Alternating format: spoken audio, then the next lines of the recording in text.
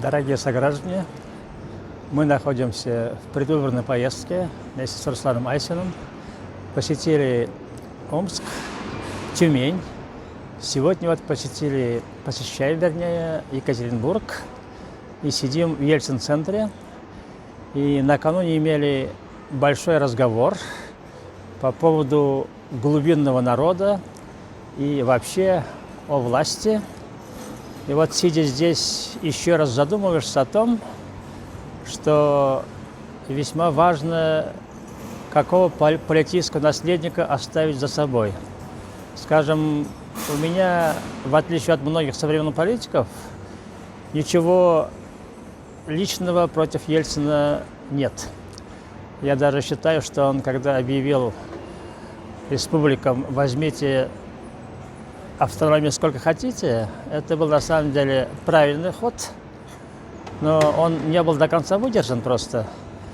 А вот почему до конца не был выдержан, сейчас уже надо задумываться об этом, потому что, хотим мы или не хотим, транзит власти будет происходить. И очень важно, какое наследие остается будущему преемнику главы государства и как себя поведет народ в этой ситуации. Поэтому наши ночные бдения по поводу глубинного народа очень важны. Мы долго беседовали, в том числе и о татарах, потому что по ходу нашего движения мы участвовали в поездке краеведов и посмотрели на наших татарских краеведов.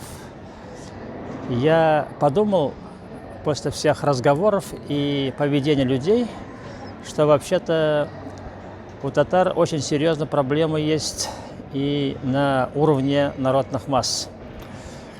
К величайшему сожалению, мы оказались в такой же степени, что и русские массы, и другие народы Советского Союза очень сильно заражены психологией предыдущего периода и никак не можем вылезти на новый уровень.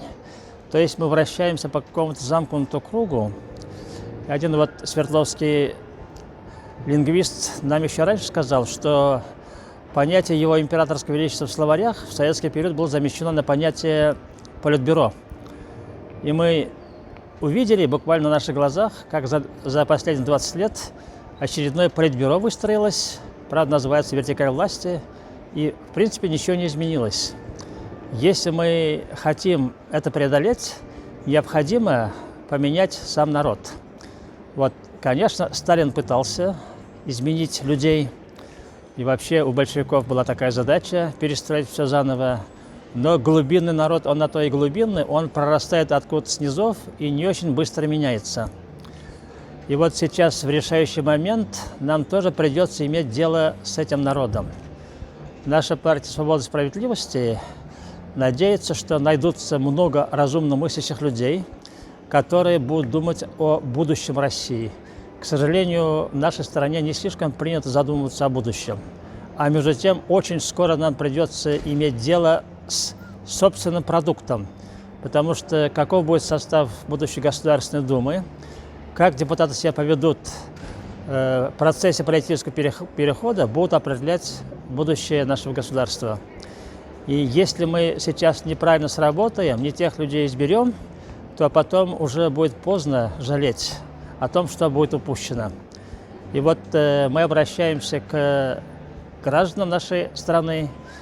Дорогие сограждане, выбирайте честных, достойных людей. Тех людей, которые беспокоятся о будущем страны.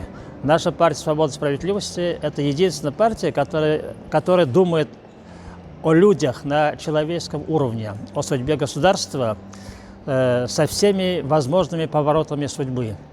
Мы думаем о федерализме, о родных языках, о сохранении народов. И поэтому те, кто проголосует за нас, не прогадают. Мы обязательно сможем сказать свое слово в решающие поворотные моменты.